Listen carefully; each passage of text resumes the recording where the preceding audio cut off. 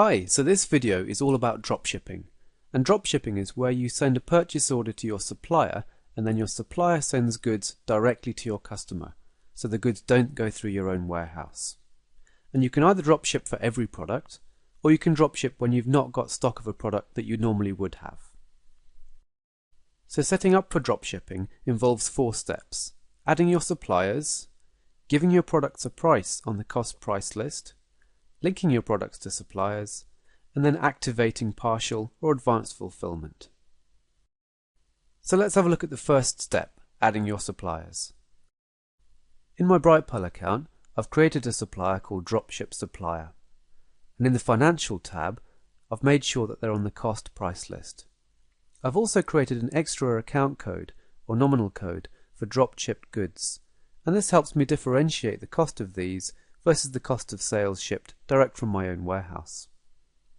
And these two are the main fields that you want to get right when creating your dropship suppliers, otherwise they're exactly the same as a standard supplier. Next, you want to make sure that your products have got a price on the cost price list, and this is the price list that you assign to your supplier. You can do this either one by one or by Excel import. In my Brightpearl account, we can see that the price on the cost price list for this particular product, the kayak spray deck, is set to $15. Because we're going to be shipping from a dropship supplier, it doesn't matter what the purchases account code is here, because we've set the account code on the supplier.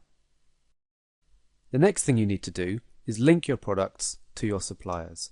You can either do this one by one, using the batch processed on the product list, or by Excel import. So going into my Brightpearl account, I've got a Vendors tab here, which would say Suppliers if you're in the UK, where you can choose your suppliers, and you can have one or more suppliers. There's no concept of preferred supplier. I can also assign suppliers to products using the product list. So let's search for some products. And here we're just going to work with the kayak spray deck. I can select all the products I want, set supplier, and then choose the supplier from here. I can either replace the existing suppliers or leave the existing suppliers connected to the product. And the fourth and final thing you need to do is activate partial or advanced fulfillment. And this is done at Settings, Products and Inventory, Inventory Settings. In our Brightpearl account, we can see this here, split or partial fulfillment and dropship purchase orders, so make sure you turn that on. Now what I'll do is I'll show you how to dropship a sales order. So here we've got a sales order from Jimmy. He's ordered 5 of these spray decks, but I can see that I've not got any in stock and also none on hand, which means that I'm going to have to dropship direct from the supplier because he desperately wants these spray decks. Because I turned on advanced fulfillment, I've got a third option under the fulfill link. So let's click that for partial or advanced fulfillment, where if I had any stock, it would show on the right hand side. However, I don't have any stock, and I can see here the suppliers that I've connected to this particular product. And if you remember, we put $15 on the cost price list, which is why it's costing $15 to send from the dropship supplier. Let's choose a shipping method, and then update the sales order to in progress, and click to create purchase orders. That creates a dropship purchase order, which we can see here. Let's go back to the sales order, which we can now see is in progress, and it's also all fulfilled. And we can see this line has been fulfilled by purchase order 100,035. The order's not yet been shipped, however, and what I need to do there is go into the dropship purchase order and mark that as shipped.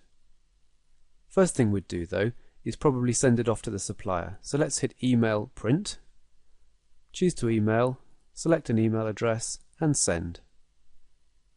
That marks the purchase order as placed with supplier. The original sales order has not yet been updated. I could go back to it if I wanted by clicking this parent order link. And then the final step to mark that sales order as all shipped is to receive the invoice against the purchase order. In an ideal world, we'd have a button here mark as shipped on the purchase order, but we don't have that. So what we do is we receive the invoice, which will mark the sale as shipped.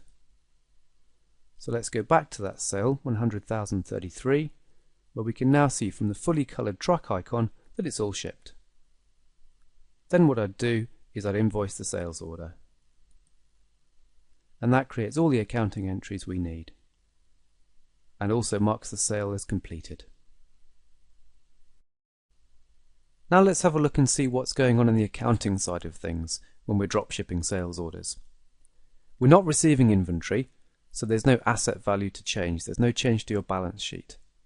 Because we're not shipping goods out notes, there's no cost of sale transaction, so a standard sale shipped from your own warehouse would create a cost of sale transaction when you ship the goods out note. A dropship purchase order uses a 5000 code, which means it goes straight to the profit and loss. A standard purchase order would have asset, and when you receive the goods, it would increase your balance sheet, which is typically a 1000 code. On a dropship purchase order, the cost of sale is recorded when the dropship purchase order is invoiced at the end of the process, and that's the point at which you know the final cost of the goods. The sales revenue is recorded when the sale is invoiced, in exactly the same way as if you were sending the sales order from your own warehouse. So for the sale we just dropshipped in the first half of this video, this is the income statement, or the profit and loss report. We can see that we've got merchandise sales, which is the sales revenue from the original sales order, and then we've got cost of goods sold, dropshipped goods. And this is coming through as a separate line from your regular cost of sales, because I assigned the 5005 code to the dropship supplier. If I drill down on this 75, we can see the order ID, and that's the dropship purchase order ID, where the line here has been set to 5005 because the nominal code or the account code on the dropship supplier is also 5005. On the general ledger, we can see the two transactions that have been created today. We've got the sales invoice from the original sales order, and then the purchase invoice from the dropship supplier.